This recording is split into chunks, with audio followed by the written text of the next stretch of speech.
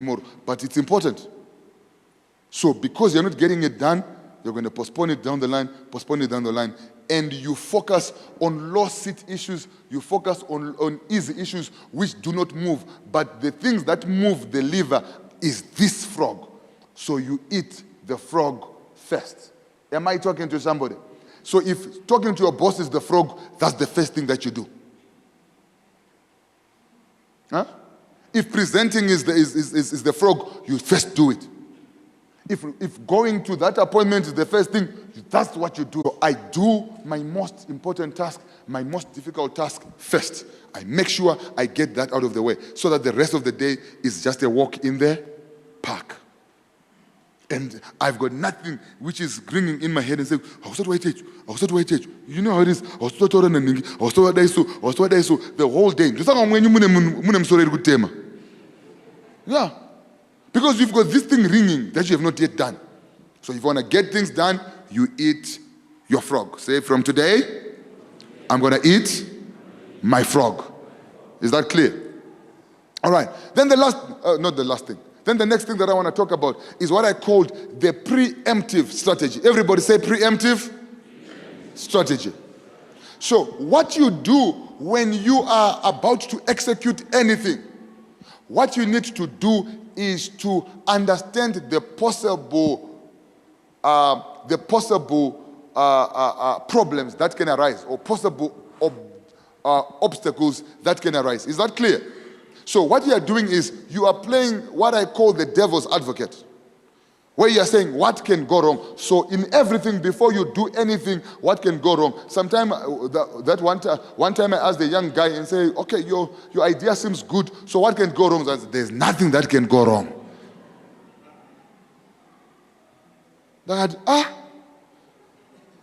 It went wrong with God, with Adam and you. Nothing can go wrong.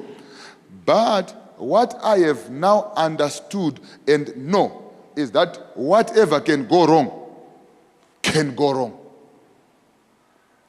That's why you are not yet a millionaire. Because when you organize that idea of yours, right now you should be living, you should be driving a Bentley, isn't it? Let's be honest. So at one time, ndakambeta makombi. So I tell you, because I did a lot of things.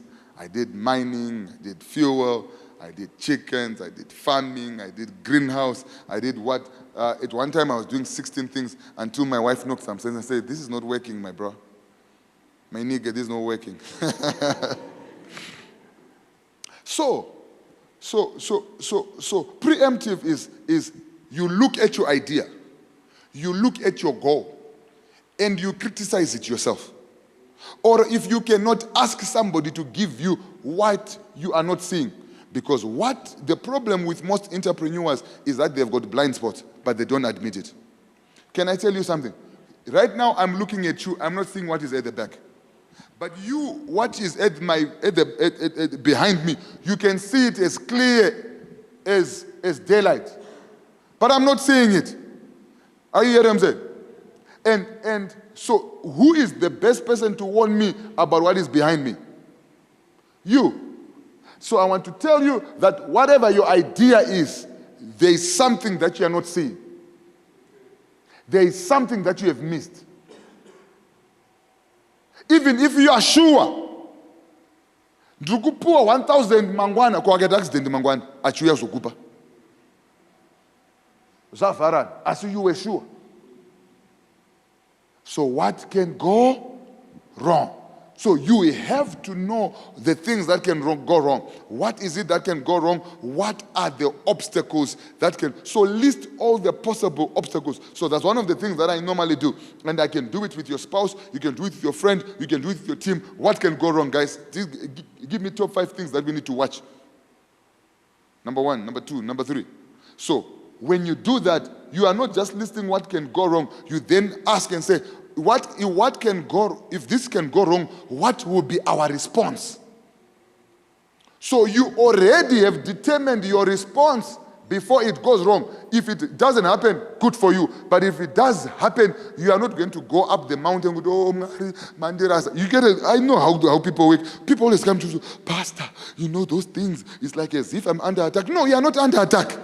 There's no attack there. That's business. That is what? Business. So I will tell you, we've got one of our hospitals. We opened it in 2012. And so when we had finished everything and about to open, and we were about to get inspected the following day, guess what happened? The sewage filled the whole hospital, and I was called, and I went, and the whole first floor was full of sewage. I said, what is this? Mainline Yaga block. I never knew it. So what do we do? The mainline Yaga blockers, you need to put a septic tank. I said, okay, let's go and do the septic tank. We went and applied the septic tank. So no, I say I allow my septic tank for my shopping center. So I said, okay. But the only way you can do a septic tank is to make a letter na town clerk or na town engineer. That okay, let's go and talk to the town engineer. So we went to the town engineer. So no, I'm busy. Come tomorrow. Come tomorrow. Come tomorrow. I went to his office 40 days in a row. Until everybody decided to know me. Until I was going, CHIRISA. All right, it's a go mangwana ndakati ndukuyamgoma and I'm going to end because wakapopota people will not even know because the deal is yours, it's not theirs. So you can curse and do whatever behind the scenes, but you get what I'm saying? You just have to keep the teeth showing. Are you hearing what I'm saying? So for 40 days I was going. Are you hearing what I'm saying? But I later got it. I was given the letter. And then we started to dig. And we dug the septic tank. When we dug the septic tank, it was so big because it needed to accommodate. And then we had built, and then during the night, there was a downpour of rain. And the whole thing collapsed, and it was like a swimming pool, and the water was full up to here. You could literally drown in there. You understand what I'm saying? So I was called again after we had done all this. Come and do it together. So I say, Kupra imvura to build a foot because Chokwitachi hapana. And we did that. The place was opened, and it made us a lot of money. It's one of the reasons why we are like this right now. You understand what I'm saying? But I'm just showing you that it's not easy being an entrepreneur. You understand what I'm saying? And if you don't list the things that can stop you, you'll be stopped by the first thing that comes in your way. The smallest hump will stop you because you never anticipated it.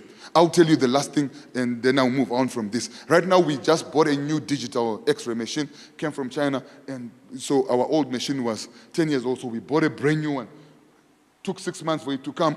It came, and then it was fitted. So it was fitted two weeks ago. So it's a $45,000 machine. The guy charged $2,000 to do it, so it's about $42,000. Okay, so we put it there, new machine. And then the guy said, the power here is not able to lift the machine. We have to change the power supply. Okay, fine. Go to Zesa. Zesa 2,000. The total cost to get the power that will make that new X-ray work needs 10,000. You understand what I'm saying? Huh? Obstacles. And what I've seen is that when things can go wrong. Even if you pray, I'm talking to some Christians here, even if you pray, things can what? Go wrong. But if you stop, I always say that the problems, the challenges in entrepreneurship are there to test your mental. Before money can really come to you, it wants to test whether you are ready for it. So it's not going to give you on a silver platter. You understand what I'm saying? So you must be ready to overcome challenges. But you are better off prepared if you list them, and you know what to do, and you are prepared for them. If they don't happen, good. If they happen, you are not thinking, you are executing. That's how you get things done. Am I talking to somebody here? All right. Okay, let's move on. the other thing that you need to do to get things done, you can never be great and you are alone. There is no one team player. Even if it's tennis singles, it's still a team. They've got a coach, they've got a trainer, they've got somebody. You can never be great alone. And a lot of you want to be great alone. And I want to tell you that it is important for you to build a great team. One of the things that I get a lot of things done is I've got teams. I've got a team that takes care of this place. I'm not the one who did all this. Or I don't even know how this mic works. I don't even know where it's connected. You get what I'm saying? Because there's a team that takes care of it. In our outfit, I don't even know what happens there. In fact, I've not been there for some time now. It's almost 2 months. It's my company, I've not been there for 2 months. Because I've got a what? A team. I've got a team. So you as an entrepreneur, you must be prepared to get a team. And sometimes get a team that has got the right skills. So there are things that you need to, because you can never grow and become big by yourself. You can't. And you say, so if you are a chinetsa, then you are not going to go big. Because when garage nets, the show on our nets, it doesn't mean that because we've got teams when our nets, tinoto nets go never. Are you what I'm saying? But still, we still need you. You understand what I'm saying? So get over it. But you need them. Hello? Are you hearing what I'm saying? Okay, so you need people. We are here right now, but we need, she's part of my team. And each team player is doing the right, so I need a team player with the right skills. So when you are taking somebody to help you in your business, does this person have the skills that you want? Does this person have the right energy? Because there are some people who have no energy. There are some people that I avoid. So, what business.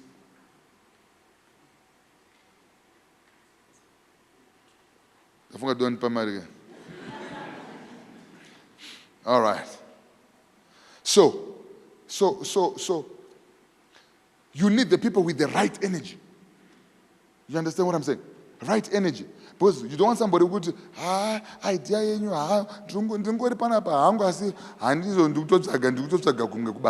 because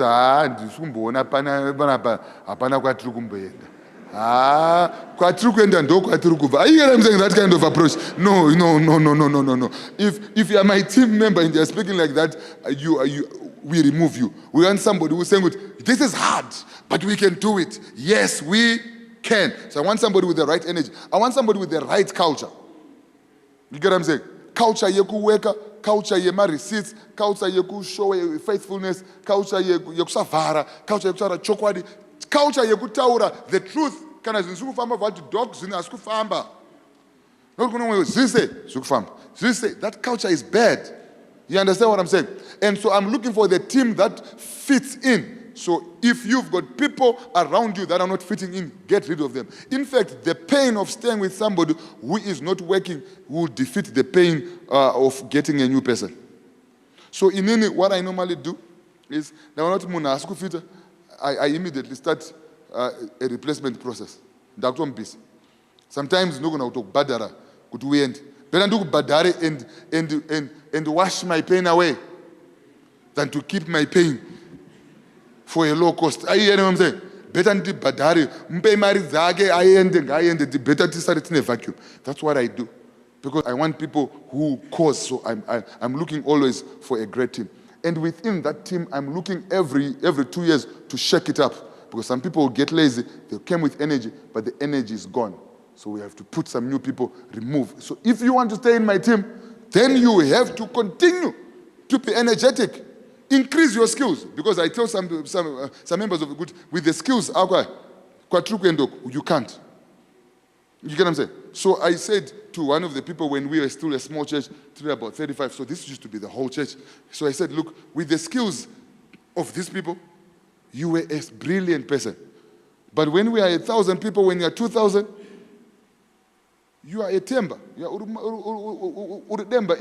You have to increase your skills. So at that level, ndakuda sanona te varufara vanhu no, tikufara vanhu vane skills. Upgrade your skills. Tikufarira ma skill manyowani, not vanhu vanyowani. Hello? Say Doc is now talking to you. Okay? So you must be upgrading your what? Your skills. You hear people, hey, this company it is small. No, company is just small. You get what I'm saying? And I paid you when that company was small. Kwa yako endoko atukwise with a director because wagaram company for 6 years. Tunokwisa director because you've got the skill that is necessary to do the job at that level. And I want to tell you, while it is good to employ your family, but your family can be your biggest downfall also.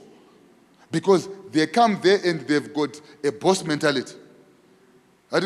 You are my family member, you've got no skill, and you want to come to me and you want to be the manager. You get what I'm saying? So what I normally do, I don't like employing my relatives. I look for my relatives' employment in my friends' businesses. And I say, I look for a job for you, but I don't keep your job for you.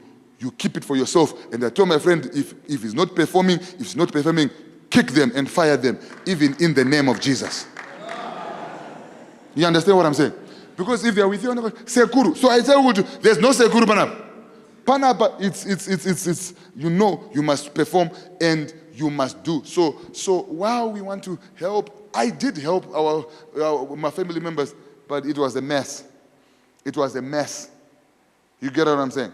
So some of you right now, you are not growing because you're just surrounded by your families and they are not pushing you. And no matter how much you pay them, the money you are giving them is too little.